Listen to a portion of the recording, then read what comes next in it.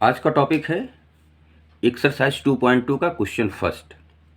Question is let A equal to 1 2 3 and so on up to 14 defined a relation R from A to A by R equal to ordered pair x y such that 3x minus y equal to 0 where x and y belongs to a. Write down its domain, codomain and range. यहाँ पर देखने वाली बात है कि जो relation है वो फ्रॉम ए टू ए है और ए कितना दिया गया है, ये दिया गया है। तो हम सबसे पहले क्या लिख लेंगे, जो हमको इन्फॉर्मेशन है, ए इक्वल टू 1 2 3 अप टू 14 ये एलिमेंट्स दिए गए हैं। और रिलेशन कहाँ से कहाँ है, ए से बी में। Relation from A to B की जगह पर भी ए है। Relation from A to A, अक्सर हमको जो डेफिनेशन पढ़े हैं वो क्या पढ़े, ए टू बी। तो यहाँ पर बी जो सेट है वो भी ए ही है। चलिए अब हमको एक और इन्फॉर्मेशन दी गई है, क्या, रिलेशन ये दिया गया है और इसमें जो डेफिनेशन दी गई है एक्स वाई की, वो लिखा है कि 3x minus Y equal to 0। Ordered pair हमको मिलेंगे कैसे, इससे मिलेंगे, ठीक है ना।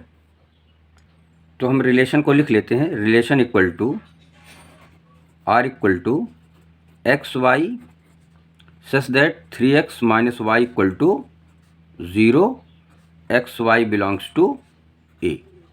ये हमको यहाँ से दिया गया था, इसको मैंने नोट कर लिया। अब हमको ध्यान रखना है कि हम कौन सी वैल्यू रिलेशन में पुट कर सकते हैं। फर्स्ट वाला एलिमेंट पहले सेट का होता है, सेकंड वाला एलिमेंट दूसरे सेट का होता है। तो फर्स्ट वाला एलिमेंट हम पुट करेंगे, मीन्स ये वैल्यूज, तो हमको y क्या मिलेगा वो यहाँ से पता चलेगा, ठीक है ना। अब सपोज दैट एक चीज़ हम आपको यहाँ बता देते हैं कि अगर हम 3x minus Y equal to 0 लिखें तो और थोड़ा आसान करने के लिए इसको y को ट्रांसफ़र कर दें तो हो जाएगा y equal to 3x, y equal to 3x आ जाएगा और आसानी से वैल्यू मिलेगी। हम यहाँ x पुट करते जाएंगे, y हमको मिलता जाएगा। Suppose put x equal to, पहला पॉइंट क्या 1, तो y कितना मिल जाएगा, देन y इक्वल टू 3 हो जाएगा। x इक्वल टू 2 पर y इक्वल टू 6 हो जाएगा। x 3 पर y 9 हो जाएगा। x 4 पर y 12 हो जाएगा। x 5 पर y कितना हो जाएगा, 15 हो जाएगा। लेकिन अब यहाँ समझना पड़ेगा कि हम क्या 14 तक पुट करेंगे, नहीं। x और y जो आपको वैल्यूज़ मिली हैं, ये आपको ध्यान रखना पड़ेगा, दोनों वैल्यूज़ सेट ए के ही एलिमेंट्स। ध्यान से देखो, x y दोनों ए में है, तो x तो ए में है, लेकिन क्या y 15 भी ए में मिलेगा, 15 तो है ही नहीं। इसका मतलब कि ये वाली वैल्यू इनवैलिड है। इसमें x तो आप रखेंगे लेकिन y 15 चूँकि नहीं मिलेगा, इसलिए ये वैल्यू नहीं हो सकती। अच्छा, इसको थोड़ा सा वेन डायग्राम से समझाते हैं। सपोज दैट आपके पास दो सेट हैं, एक सेट ये है और एक सेट ये, दोनों ए हैं। यहाँ पर वैल्यूज़ क्या, 1 2 3 4 5 6 7 8 9 10 11 और 12। और यहाँ पर भी 1 2 3 4 5 6 7 8 9 10 11 12। अब ज़रा देखिए कि रिलेशन कैसे बना हुआ है कि अगर हम x की वैल्यू 1 रखते हैं, जैसे 1 रखा तो y 3 मिला। 1 का रिलेशन 3 से है, 1 की मैपिंग 3 से है, और 2 की मैपिंग 6 से है, 3 की मैपिंग 9 से है, और 4 की 12 से है। अब अगर 5 की रखेंगे तो हमको 15 चाहिए, 15 इसमें है नहीं। तो अब क्या समझ में आया कि अगर हमको ये जो रिलेशन को फॉलो करना है तो इस हिसाब से केवल हमारे यही रिलेशन बन जाएंगे, बाकी एलिमेंट्स छूट जाएंगे, उनमें रिलेशन नहीं है।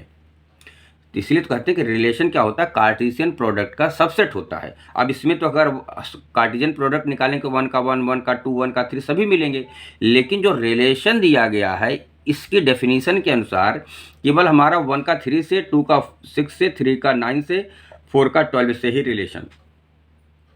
तो अब इसको ये डायग्राम से समझने की, ठीक है ना, इसको डायग्राम से समझा रहे हैं कि कैसे ये रिलेशन समझ में आता है। यहाँ पर अब अगर इसको हमको केवल डायग्राम दिया रहे और इससे ना निकालना है तो भी हम लिखेंगे, क्या लिखेंगे, 1 3 2 6 3 9। ये कहाँ से देख करके, इसको एरो देख करके किसका किसके रिलेशन है। अब इसमें कहते हैं ना 1 have the image 3, 2 have the image 6, या ऐसे बोले 3 is a image of 2, 9 is image of 3, 12 is image of 4, या ये कहें 4 हैव द इमेज 12। तो ये जो है इसकी ये इमेज कही जाती है। 1 की इमेज 3 है, 2 की इमेज 6 है, 3 की इमेज 9 है और 4 की इमेज 12 है। बाकी की इमेज जो बनेंगे वो इस सेट में नहीं है। हमारा ये भी सेट ए है और ये भी सेट ए है, इसलिए उसके एलिमेंट्स हमने सारे लिख दिए हैं। अब ये जो हमको रिलेशन दिया है किसमें लिखा है, सेट बिल्डर्स फॉर्म में। अगर आप हम इसको रोस्टर फॉर्म में लिखें, देखो क्या बन जाएगा, रोस्टर फॉर्म में बन जाएगा। रोस्टर फॉर्म में कौन कौन से आएंगे, पहला आएगा 1 3, फिर आएगा दूसरा 2 6, तीसरा आएगा 3 9 और चौथा आएगा 4 12। बस इतने ही आएंगे, इतने ही रिलेशन आएंगे। और ये जो रिलेशन आया हुआ ये ए क्रॉस ए का सबसेट होगा, ए क्रॉस ए का सबसेट होगा, ए क्रॉस ए का सबसेट होगा, इसलिए एक रिलेशन होगा कहाँ से, फ्रॉम ए टू ए में रिलेशन है। अच्छा भाई ये चीज़ आ गया। हमसे क्वेश्चन क्या पूछा है, हमसे पूछा है कि write down its domain, codomain and range. अब अच्छा देखिए इसका हम डोमेन लिखना चाहें, डोमेन ऑफ रिलेशन आर, क्या मिलेगा हमको। डोमेन ऑफ आर क्या होता है, वो होता है रिलेशन के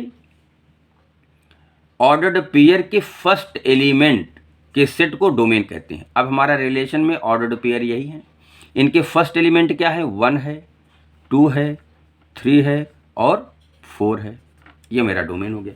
दूसरे यहाँ पे समझिए, ये हमारा क्या होता है, इसको कहते हैं इनपुट्स, इसको कहते हैं आउटपुट्स। तो इनपुट्स जो वैल्यू हमने पुट किया वो हमारा डोमेन होती है, और जो फाइनल मिलता है वो हमारा रेंज होता है। ये रेंज, आउटपुट्स रेंज होता है।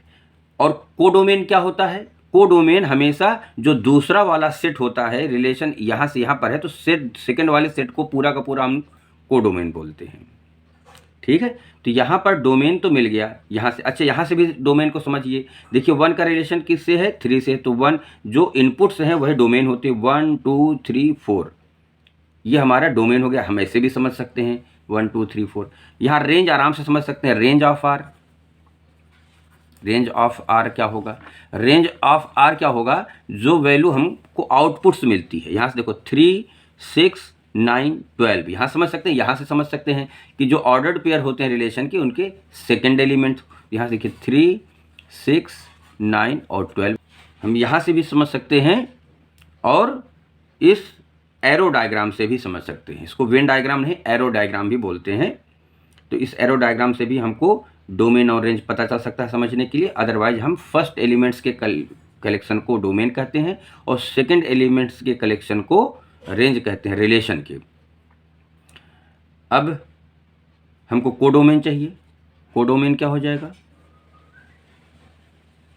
कोडोमेन क्या हो गया, कोडोमेन केवल हमारा जो सेकंड वाला सेट होता है ये वाला, ये हमारा कोडोमेन हो जाएगा। दैट इक्वल टू, चाहे आप ए लिख दो और चाहे आप लिख दो 1 2 3 अप टू 14, ये लिख दो, एक ही चीज़, ये पूरा सेट यही होगा। इस तरीके से ये हमको 3 चीज़ें निकालनी थी, तीनों का